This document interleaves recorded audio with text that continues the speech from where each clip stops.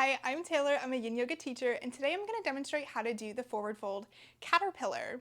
To begin, come to face the top of your mat with your legs extended long in front of you. Right off the bat, I find some people love to say, move the cushion out from under your sit bones. However, having your sit bones directly into the mat doesn't always feel comfortable for people. So if you prefer the cushion under, please do that, and you can experiment with both and see what works for you.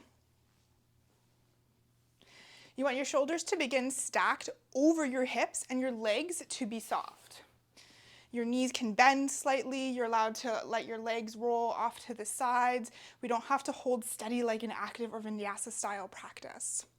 Begin with a tall, long spine, and I'll first demonstrate the most traditional way to do caterpillar. Dip your chin in towards your chest and begin to roll in on yourself as you walk your hands forward. Hands can drape by your legs, and your head is heavy like a bowling ball as you curl forward to come out. Hands come into the mat, and you walk your hands back up the length of your legs or beside your legs. Now, holding this for between 5 to, I like to work people up to 7 minutes, which I do in my own practice as well, can be really intense for the entire stretch all along the backside of the body. So for a lot of people, this isn't going to be comfortable, and this is where props come in handy. I like to use a bolster, which you can lay over your legs and then fold forward. And especially when I'm not warm in a pose or I haven't given my body time to open yet, same for a lot of students, you'll want to use a block on top of the bolster to rest your head. Now, a bolster doesn't have to be used. You can always just stack blocks between your legs and rest your head as well.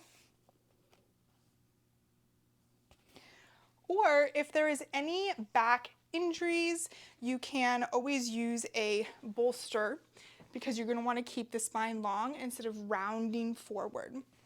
You put one edge of the bolster into the mat on an angle up towards your head, and you hinge from the hips, keeping a long flat back to rest your head on the opposite end of the bolster, and then relax the body as much as you can.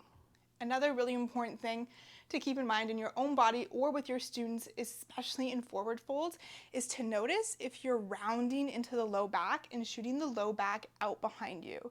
You want to hinge from the hips, like you're sticking your bum, your sit bones, tailbone out behind you instead of rounding back. So if this does not come naturally or feels really difficult, then it's a great idea to sit up on a prop. You can use a folded blanket, however, oftentimes that isn't enough to help you lean forward. So this is where sitting up on a block can be really helpful. And you want to sit right on the edge, almost like you're about to slide off, but you still have some grip. Re-extend your legs, and then you can lean forward, maybe onto your bolster with the block, using whatever props you need. Caterpillar is one of those poses that is either really comfortable for people or really uncomfortable for people.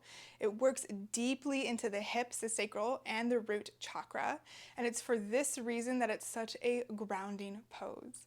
I have even more info about this pose, including counter poses and ways to get out of it safely, as well as a practice that you can do with this pose in it, all linked below.